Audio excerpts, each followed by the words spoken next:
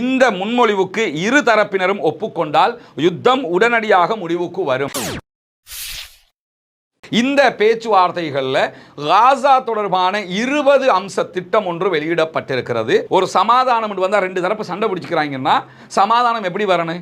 ரெண்டு தரப்போடையும் பேசி 2 பேரும் ஒப்புக்கொள்கிற விவகாரங்கள் தான் சமாதானமாக வர வேண்டும். அதுதான் நெகோசியேஷன் பண்றதுன்னா அப்படித்தானே. இஸ்ரேல்கிட்ட கொடுத்தாங்க, இஸ்ரேலிய பிரதமரை வரவழைச்சாங்க. இதுல எதெல்லாம் நீங்க ஒப்புக்கொள்றீங்க, ஏதோ ஒப்புக்கொள்ளலங்கிறத தட்டி தூக்குங்க. அரபு நாடுகளை சேர்ந்தவர்கள் எப்படி இதற்கு ஒப்புக்கொண்டார்கள் என்பதே மிகப்பெரிய ஆச்சரியம். ஏன்னா தங்களுக்கு இதை எப்படி எல்லாம் முடக்க முடியும் அப்படிலாம் முடக்கிருக்காங்க. ரஃபா பார்டர் திறக்கணும் என்று வரக்கல, எப்படி திறக்கிறதுனா அந்த ஒப்பந்த பிரகாரம் திறப்போம் அப்படிங்கிறாங்க. இப்ப இருக்கிறாங்கல்ல மஹமூத் அப்பாஸுடைய டீம், அவங்களுக்கும் ஆப்படிச்சிருக்கிறாங்க. உலகமே இப்ப பலஸ்தீனை தனி நாடாக்கணும் என்று பேசுகிற நேரத்தில் இந்த திட்டம் பாலஸ்தீனத்தில் தனி நாடுங்கிற ஒரு கதையே கிடையாது. அன்பிற்கினிய சகோதர சகோதரிகளை நம் அனைவர் மீதும் ஏக இறைவனுடைய அமைதியும் கருணையும் உண்டாகட்டுமாக என்கிற உயரிய பிரார்த்தனைகளோடு பாலஸ்தீனம் தொடர்பான செய்திகளை நம்ம கிட்டத்தட்ட 2 ஆண்டுகளாக பார்த்து வந்துகிட்டு இருக்கிறோம். தற்போது ஏற்பட்டிருக்கக்கூடிய நிலைகள் என்பது பாலஸ்தீனத்தில் ஏதாவது ஒரு முடிவு வர வேண்டும் என்கிற அளவுக்கு உச்சம் தொட்டு கொண்டிருக்கிறது. காரணம் என்னன்னா, ஐரோப்பிய நாடுகள் பலவும் இஸ்ரேலை தனித்து விட்டுவிட்டு பாலஸ்தீனத்தை தனி நாடாக அங்கீகரிப்பதற்கான முனைப்புகளை எடுத்து கொண்டிருக்கின்றன.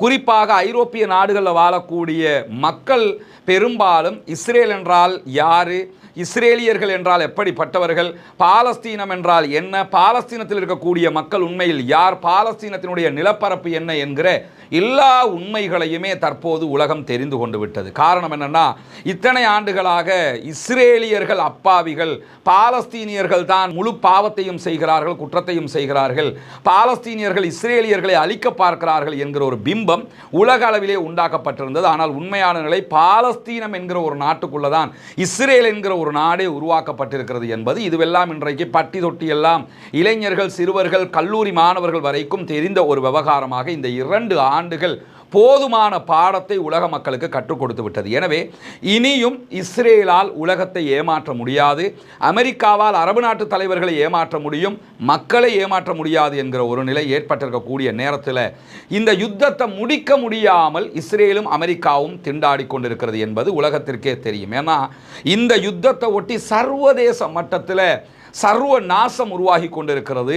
எல்லா பகுதிகளிலும் பிரச்சனைகள் தொடர்ந்து உருப்பெற்று வரக்கூடிய நிலையில் அரபு நாடுகள் ஒரு கொந்தளிப்பாகவே இருக்கக்கூடிய சூழலும் இருக்கிறது. இந்த சூழலுக்கு மத்தியில் அரபு நாடுகளை கண்ட்ரோல் பண்ணி கொண்டிருந்த அமெரிக்காவால் இனியும் கண்ட்ரோல் பண்ண முடியலை. ஏன்னா அரபு நாடுகள் பாகிஸ்தான் பக்கம் தங்களுடைய முகத்தை திருப்ப ஆரம்பித்திருக்கிறார்கள், பாதுகாப்பை வேறு இடத்தில் தேட ஆரம்பித்து விட்டார்கள் என்கிற சர்ச்சைகள் எல்லாம் உள்ளுக்குள்ள உருவாகி கொண்டிருக்கக்கூடிய சூழல்ல அமெரிக்க அதிபர் டொனால்ட் ட்ரம்ப் இந்த யுத்தத்தை நானே முடித்து வைத்தேன் என்கிற பெருமையை பெற்றுக்கொள்ள வேண்டும், எப்படியாவது நொபேல் பரிசையும் பெற்றுக்கொள்ள வேண்டும் என்பதில் முனைப்பாக இருக்கிறார். இந்த அடிப்படையில் ஐநாவினுடைய செக்யூரிட்டி கவுன்சிலுக்கு முன்பதாக இஸ்ரேலிய பிரதமர் பெஞ்சமின் நெதன்யாகுவோடு அமெரிக்க அதிபர் டொனால்ட் ட்ரம்ப் சந்தித்த காட்சி நேற்று நடந்தேறியது. அந்த காட்சியினுடைய புகைப்படத்தை தான் நீங்கள் இதில் பார்க்குறீங்க. டொனால்ட் ட்ரம்ப்பும் பெஞ்சமின் நெதன்யாகுவும் பேசியதற்கு பிறகு ஊடகங்களையும் சந்தித்து பேசியிருந்தார்கள். இந்த பேச்சுவார்த்தைகளில் காசா தொடர்பான 20 அம்ச திட்டம் ஒன்று வெளியிடப்பட்டிருக்கிறது. இந்த திட்டம் தான் இனிமேல் காசாவுக்கான எதிர்கால திட்டம் என்கிற விவகாரங்கள் தான் அதிலே குறிப்பிடப்பட்டிருக்கிறது. 20 அம்சத்தில் என்ன இருக்கிறது என்பதை பார்ப்பதற்கு முன்பதாக உண்மையிலேயே இந்த திட்டம் 21 அம்சங்களை கொண்டிருந்த ஒரு திட்டமாக இருந்தது. பெஞ்சமின் நெதன்யாகுவுடனான கலந்துரையாடலுக்கு பிறகு 21 20ஆக குறைக்கப்பட்டிருக்கு. அந்த 1 என்னங்கிறது தெரியல. ஏன் குறைச்சிருக்கிறாங்கன்னு சொன்னால் அதை இஸ்ரேலிய பிரதமர் பெஞ்சமின் நெதன்யாகு ஏற்றுக்கொள்ளவில்லை. பொதுவாக ஒரு சமாதானம் வந்தால் ரெண்டு தரப்பு சண்டை பிடிச்சிக்கிறாங்கன்னா சமாதானம் எப்படி வரணும்? ரெண்டு தரப்போடையும் பேசி 2 பேரும் ஒப்புக்கொள்கிற விவகாரங்கள் தான் சமாதானமாக வர வேண்டும். அதுதான் நெகோசியேஷன் பண்ணுறதுன்னா அப்படித்தானே. ஆனால் இப்போ என்ன பண்ணியிருக்காங்கன்னா, இத்தனை நாட்களாக பாலஸ்தீன விடுதலை அமைப்போடு கத்தர், ஈஜிப்ட், அமெரிக்கா நடுவில் இருந்து இஸ்ரேலோடு பேச்சுவார்த்தைகள் நடத்தப்பட்டது. இந்த தடவை இந்த 20 அம்ச திட்டம்ங்கிறது எப்படி கொண்டு வரப்பட்டிருக்குன்னு கேட்டால் ஒரு தலைப்பட்சமாக கொண்டு வரப்பட்டிருக்கு. அமெரிக்கா தயாரித்தாங்க, இஸ்ரேல் இஸ்ரேல்கிட்ட கொடுத்தாங்க. இஸ்ரேலிய பிரதமரை வரவழைச்சாங்க. இதில் எதெல்லாம் நீங்கள் ஒப்புக்கொள்றீங்க, ஏதோ ஒப்புக்கொள்ளலைங்கிறத தட்டி தூக்குங்க, ஒப்புக்கொள்ளுகிற விஷயத்தில் எதெல்லாம் திருத்தணும், உங்களுக்கு சப்போர்ட்டிவாக எதெல்லாம் செய்யணுமோ எல்லாத்தையும் சொல்லுங்க. ஓகே, இதுதான் உங்களுடைய முடிவு தானே, நீங்கள் இதை ஏற்றுக்கிறீங்க தானே, ஓகே அதை வந்து சப்மிட் பண்ணுவோம்னு சொல்லி கொண்டு வந்து மீடியாவுக்கு முன்னாடி சப்மிட் பண்ணியிருக்கிறாங்க. சப்மிட் பண்ணிட்டு அமெரிக்க அதிபரும் இஸ்ரேலிய பிரதமரும் சொன்ன வேர்டு என்னன்னு கேட்டால், இதை பாலஸ்தீன விடுதலை அமைப்பினர் ஏற்றுக்கொள்ள வேண்டும். பாலஸ்தீன விடுதலை அமைப்பினரோடு இருக்கக்கூடிய அத்தனை குழுக்களும் ஆயுத குழுக்களும் இதை ஏற்றுக்கொள்ள வேண்டும். ஏற்றுக்கொள்ளாத பட்சத்தில் இஸ்ரேல் தாக்குதல்களை உச்சமாக நடத்தும், அதற்கு அமெரிக்காவும் சப்போர்ட் பண்ணும் என்பதுதான் அவர்களுடைய தீர்ப்பாக இருக்கிறது. எனவே இங்கே நெகோசியேஷனுக்கு வழியே இல்லை. இதை நாங்கள் ஏற்றுக்கிற மாட்டோம், இதில் அப்படி ஒரு திருத்தம் கொண்டு வருவோமே, இப்படி பண்ணுவோமே, இந்த மேட்டர்லாம் அங்கே கிடையாது. காரணம் என்னன்னா, இது அரபு நாடுகளோடு நான் பேசிட்டேன் அப்படிங்கிறார் அமெரிக்க அதிபர் டொனால்ட் ட்ரம்ப்.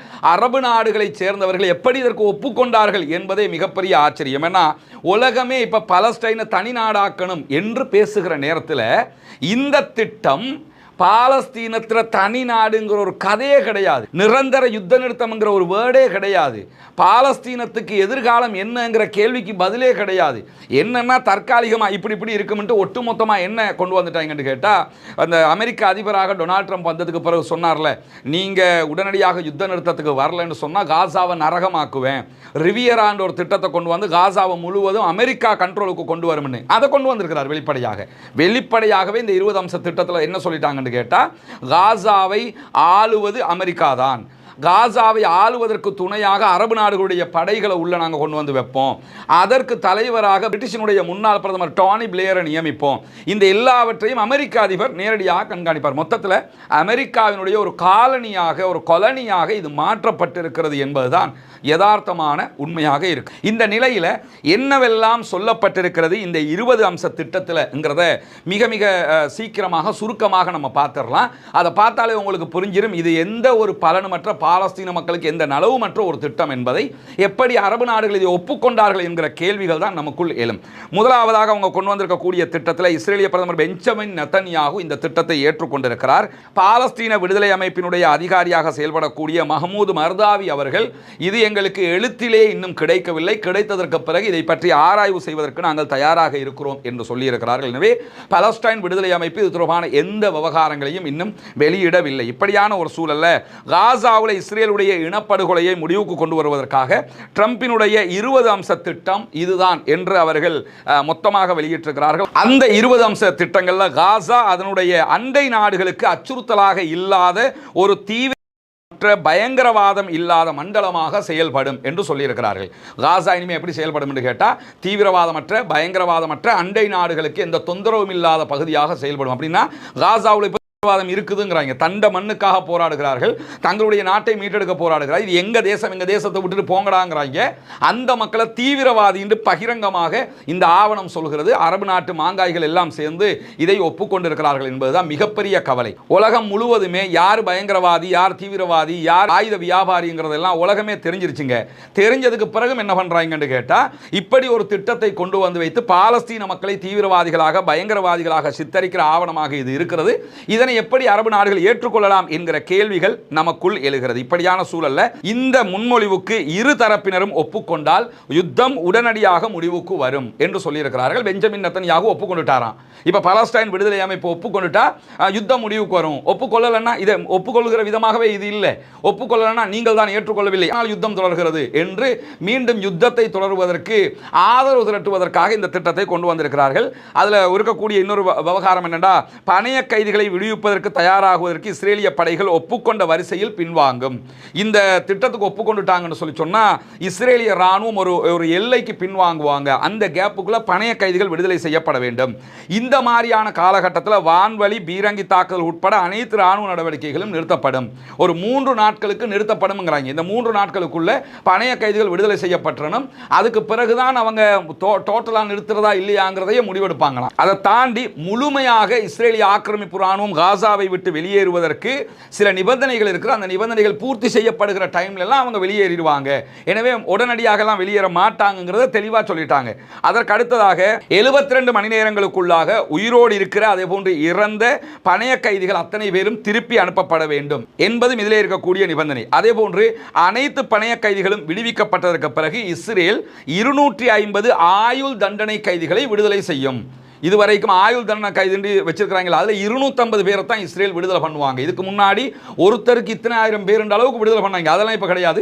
250 பேரை விடுதலை செய்வாங்க. அக்டோபர் 7, 2023 பிறகு இஸ்ரேலால் கைது செய்யப்பட்டிருக்கக்கூடியவங்களில் 1700 காசா மக்களை விடுதலை செய்வார்கள். இவ்வளவு பேருக்கும் வெறும் 1700 பேர் தான் அவங்க விடுதலை செய்வாங்க. 20,000 பேரை அரெஸ்ட் பண்ணி வச்சிருக்கிறான். அதே மாதிரி இந்த சூழலில் தடுத்து வைக்கப்பட்டிருக்கக்கூடிய பெண்கள், சிறுவர்கள், இஸ்ரேலுடைய ஆட்கள் அத்தனை பேரையுமே பாலஸ்தீன விடுதலை அமைப்பினர் விடுதலை செய்துவிட வேண்டும்.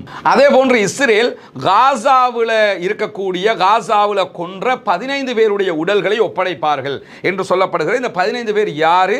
அது பொதுமக்களா அல்லது யஹியா சின்வார் மாதிரி ஆட்களுடைய உடல்களா என்பது தெளிவுபடுத்தப்படவில்லை. அதே மாதிரி அனைத்து பணைய கைதிகளும் திருப்பி அனுப்பப்பட்டதற்கு பிறகு, காசாவில் இருக்கக்கூடிய இஸ்ரேலுடைய பணைய கைதிகள் திருப்பி அனுப்பப்பட்டதற்கு பிறகு அமைதியான சகவாழ்வு, அதே போன்று ஆயுதங்களை அகற்றுவதற்கு உறுதியளிக்கும் பாலஸ்தீன விடுதலை அமைப்பினுடைய உறுப்பினர்களுக்கு பொது மன்னிப்பு வழங்கப்படும். அவங்க குற்றவாளி மாதிரி அவங்களுக்கு பொது மன்னிப்பு கொடுத்துருவாங்களாம். அவங்கெல்லாம் சமாதானத்துக்கு ரெடிண்டா பொது மன்னிப்பு கொடுத்துருவோம். அவங்க காசாவை விட்டு எந்த நாட்டுக்காவது போக விரும்பினா எடுக்கிற நாட்டுக்கு அவங்க போகலாம். எந்த நாடு நாங்கள் அவங்களை எடுத்துக்கிறோம் யாராவது சொல்லுவாங்கன்னா அந்த நாட்டுக்கு அவங்க போகலாம். அதற்கு பாதுகாப்பான பாதை வழி செய்து கொடுக்கப்படும். அதே மாதிரி இந்த ஒப்பந்தம் ஏற்றுக்கொள்ளப்பட்டதற்கு பிறகு, இஸ்ரேல் ஏற்றுக்கிட்டாங்க, பாலஸ்தீன விடுதலை அமைப்பு ஏற்றுக்கொண்டதற்கு பிறகு முழு உதவியும் காசாவுக்குள்ள நுழையும். இது மட்டும் தான் அதில் இருக்கக்கூடிய நலவு. என்ன உதவி நுழையும் என்று கேட்டால், குறைந்தபட்சம் உதவிகளுடைய அளவு ஜனவரி 19, 2025 இஸ்ரேலும் பாலஸ்தீன விடுதலை அமைப்பும் ஒப்புக்கொண்ட பிரகாரம் அந்த உதவிகள் உள்ளே நுழைவிக்கப்படும். ஒரு நாளைக்கு 600 ட்ரக்குகளில் உதவிகள் உள்ளே செல்லும் என்பதை தான் அவங்க சொல்றாங்க. இதில் உள்கட்டமைப்பு வசதிகள், தண்ணீர், மின்சாரம், கழிவுநீர் அகற்றல் இதுவெல்லாம் அடங்குகிறது. மருத்துவமனைகள், பேக்கரிகளுடைய மறுசீரமைப்பு இதில் அடங்கும். இடிபாடுகளை அகற்றுவதற்கான புல்டோசர் மாதிரி உபகரணங்கள் எல்லாம் உள்ளே கொண்டு போவதற்கான அனுமதி கிடைக்கும். ரோடுகளை டெவலப் பண்ணுவதற்கான வேலை திட்டங்களும் ஆரம்பிக்கப்படும் என்பதெல்லாம் இருக்கிறது. அதே மாதிரி காசா பகுதிகளில் இந்த உதவி விநியோகங்களை யார் பண்ணுவான்னு கேட்டால், ஐக்கிய நாடுகள் சபை, அதனுடைய நிறுவனங்கள் UNRWA, அதே போன்று வேர்ல்டு ஃபுட் ப்ரோக்ராம், அதையொட்டி ரெட் கிரசன்ட் சொசைட்டி, இப்படியான நிறுவனங்கள் செய்யும். 2 பகுதிகளிலும் இருக்கக்கூடிய குறிப்பாக ரஃபா பார்டர் உள்ளிட்ட பார்டர்கள் ஜனவரி 19, 2025 ஒப்பந்தத்தின் கீழ் செயல்படுகிற விதமாக திறக்கப்படும். அந்த ஒப்பந்தத்தில் எப்படி திறக்கணும் இருக்குதோ அந்த அடிப்படையில் திறப்போம். அதாவது என்ன பண்ணியிருக்காங்கன்னு கேட்டால், தங்களுக்கு இதை எப்படி எல்லாம் முடக்க முடியும் அப்படிலாம் முடக்கிருக்காங்க. ரஃபா பார்டர் திறக்கணும் என்று வரக்கல எப்படி திறக்கிறதுனா அந்த ஒப்பந்த பிரகாரம் திறப்போம் அப்படிங்கிறாங்க.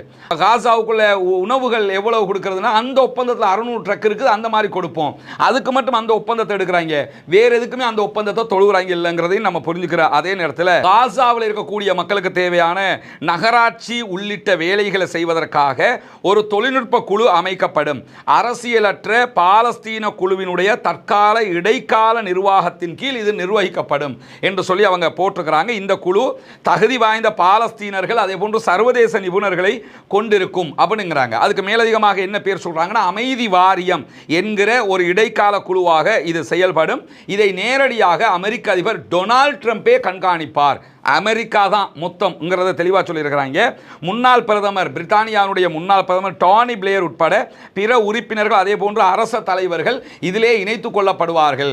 நேரடியாக ஆட்சி செய்ய போகிறது அமெரிக்கா. அமெரிக்காவுக்கு துணையாக டானி பிளேயர் உள்ளிட்ட சர்வதேச சில பேர் அவங்க இணைச்சுக்கிடுவாங்க என்று சொல்லிட்டு, பாலஸ்தீன ஆணையம் அதன் சீர்திருத்த திட்டங்களை முடிக்கிற வரைக்கும் இந்த அமைப்பு காசாவின் மறுமலர்ச்சிக்கான கட்டமைப்பை, நிதியையும் கையாளும். இப்போ இருக்கிறாங்கல்ல மஹமூத் அப்பாஸுடைய டீம், அவங்களுக்கும் ஆப்படிச்சு பாலஸ்தீன ஆணையம்ங்கிறது அவங்களோட கையில் இருக்குது, பாலஸ்டைன் அத்தாரிட்டி. அந்த அத்தாரிட்டி அவங்கள சீர்திருத்தணும், அவங்கள நிறைய பேரை நீக்கணும், அவங்கள வேலைப்பாடுகளை செய்யணும். அதையெல்லாம் செஞ்சு முடிக்கிற வரைக்கும் காசு கூட அவங்களோட கைக்கு போகாது, இவங்களோட கைக்கு தான் போகுங்கிறாங்க. ஆனால் அரபு நாடுகள் 12 சர்வதேச நாடுகளோடு சேர்ந்து சவுதி எல்லாம் என்ன முடிவெடுத்தாங்க, நேரடியாக மஹமூத் அப்பாஸ் டீம்கிட்ட காசு கொடுக்கிற விதமாக ஒரு திட்டத்தை 4 நாட்களுக்கு முன்னாடி அறிவிச்சாங்க. அந்த திட்டம் இதில் கலாப்ஸ் ஆகுது. நேரடியாக மஹமூத் அப்பாஸ் காசு போகக்கூடாது, எல்லா காசுமே அமெரிக்காவோட தலைமைக்கு கீழே தான் வரணும். அப்போ மஹமூத் அப்பாஸ் என்ன பண்ணுவாருன்னா, அவரோட குழுவை சரி செஞ்சுக்கிட்டு வரணும்.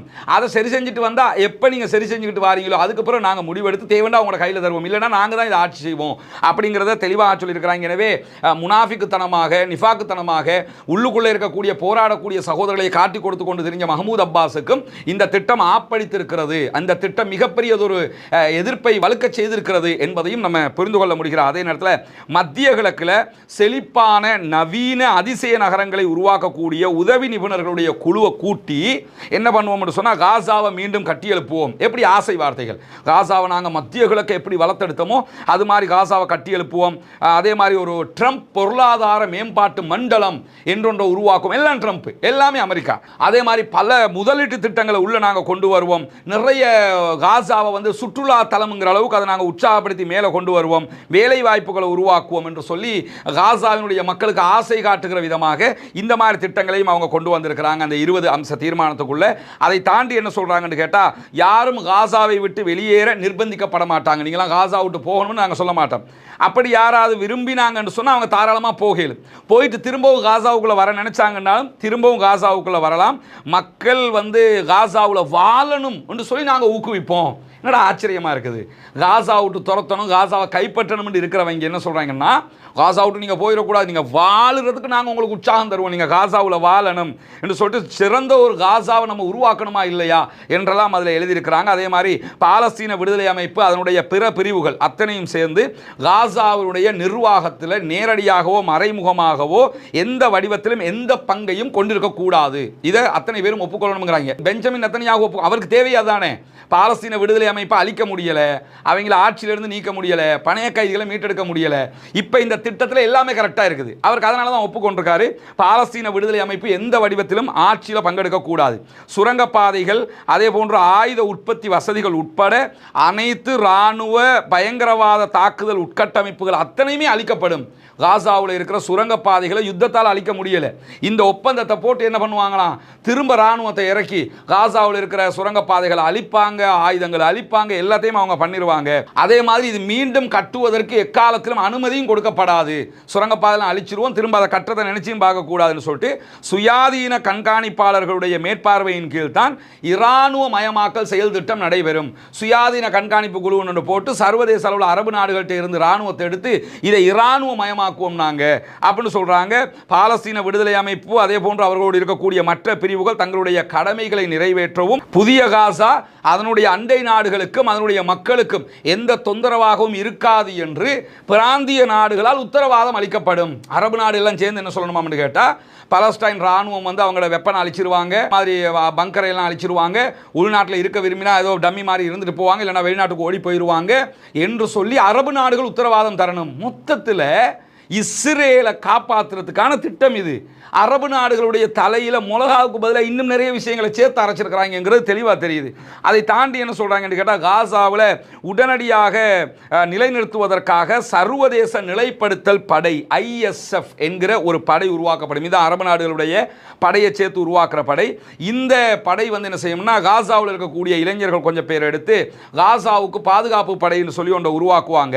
இந்த படையில் பயிற்சி பெற்று இந்த படை உருவாகி ஒரு காலகட்டம் போகிற நேரத்தில் ஓகே, காசாவுக்குள்ள இனிமே பாலஸ்தீன விடுதலை அமைப்போட தொந்தரவு இல்லை, இனி இவங்க காசா ஓரளவுக்கு பார்த்துக்குவாங்கன்னு நினைச்சால் என்ன பண்ணுவாங்கன்னு கேட்டால், இஸ்ரேலிய ஆக்கிரமிப்பு ராணுவம் அந்த நேரத்தில் காசா விட்டு வெளியேறும். இப்பெல்லாம் வெளியேற மாட்டாங்க, அவங்களாம் முடிவெடுப்பாங்க. இப்போ வெளியே, ஏன்னா இப்போ கண்ணுக்கு முன்னுக்கு பார்க்குறோம், லெபனான்லேருந்து வெளியே போக மாட்டாங்க, போனாங்களா?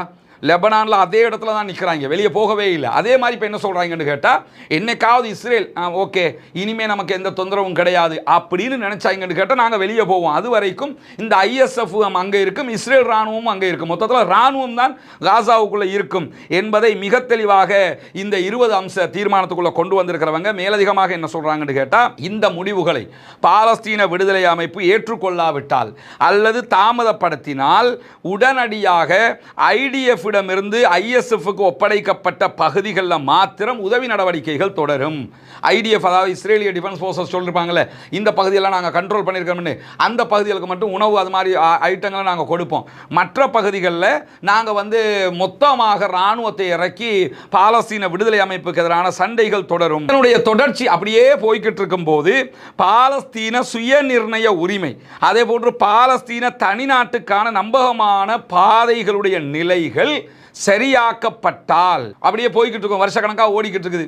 ஓகே பரவாயில்லையே, இப்போ பலஸ்டைன் ஒரு நாடாக கொடுக்கலாமே என்று நாங்கள் எல்லாரும் நினைச்சோம்னு சொல்லி சொன்னால், அது பாலஸ்தீன மக்களுடைய விருப்பமாக இருக்கிற காரணத்தினால அப்போ என்ன பண்ணுவோம்னு சொல்லி சொன்னால் அதற்கேற்ற மாதிரி ஒரு முடிவெடுப்போமே தவிர, அதுவரைக்கும் பாலஸ்தீனம் அமெரிக்காவுடைய கட்டுப்பாட்டில் இருக்கும். டோனி பிளேயர் அங்கே ஆட்சியாளராக இருப்பார், நேரடியாக அமெரிக்க அதிபர் அதை கண்காணிப்பார், அரபு நாட்டு படைகள் எல்லாம் அதுக்குள்ளே இருக்கும். பாலஸ்தீன விடுதலை அமைப்பை சேர்ந்தவங்க ஆயுதத்தை கையில் கொடுத்துடணும், அதே மாதிரி பங்கரெல்லாம் அழிச்சிடணும், அடிமைகளாக இருக்கணும், நாங்கள் உங்களுக்கு தேவையான காசு பணம் எதாக இருந்தாலும் கொண்டு தருவோம், எல்லாமே நாங்கள் தான் கண்காணிப்போம், மஹமூத் அப்பாஸும் இல்லை அவருடைய ஆட்களும் இல்லை, யாருமே இதுக்குள்ளே தலையிடக்கூடாது என்று திட்ட தெளிவாக 20 அம்ச இந்த தீர்மானம் சொன்னதை தாண்டி நேற்றைய தினம் பத்திரிகையாளர்களோட பேசுகிற நேரத்தில் இஸ்ரேலிய பிரதமர் பெஞ்சமின் நெத்தனியாகு சொன்ன ஒரு செய்தி என்னன்னு கேட்டால், இந்த 20 அம்சத்தை நாங்கள் ஏற்றுக்கிட்டோம், பாலஸ்தீன விடுதலை அமைப்பு ஏற்றுக்கிறலன்னு சொல்லி சொன்னால் நாங்கள் அட்டாக்கு மேலே அட்டாக் பண்ணுவோம், விடாமல் நாங்கள் வந்து காசாவை அழிப்போம், எங்களுக்கு அமெரிக்காவும் சப்போர்ட் பண்ணுமென்று வெளிப்படையாகவே சொல்லிட்டாரு. மொத்தத்தில் இந்த 20 அம்ச தீர்மானம் என்பது காசாவை மீண்டும் அழிப்பதற்கும் அல்லது அமெரிக்காவினுடைய ஒரு காலனித்துவ பகுதியாக வைத்துக் கொள்வதற்குமான திட்டமாக இருக்கிறதே தவிர பாலஸ்தீன விடுதலை அமைப்பு இதில் எந்த மாற்றத்தை செஞ்சாலும் அவங்க ஏற்றுக்கிற மாட்டோம் என்கிற நிலைக்கு தான் வச்சிருக்கிறாங்க.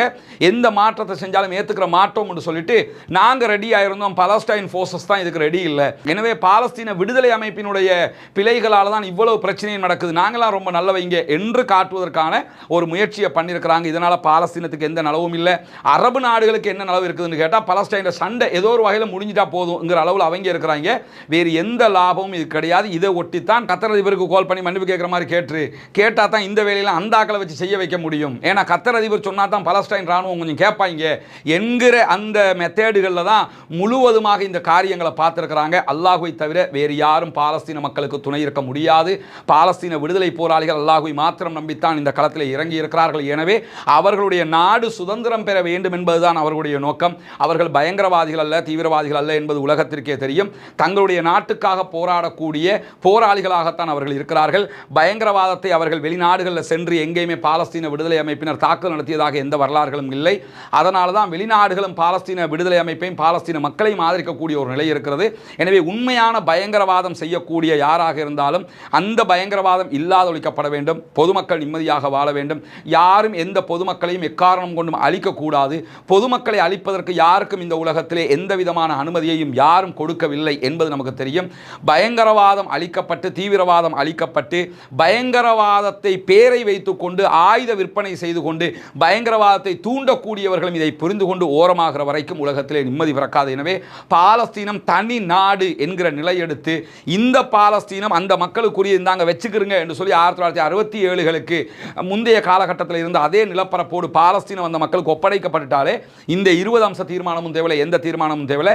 நேரடியாக பாலஸ்தீன மக்களுக்குரியது என்றே இருந்துவிடும்.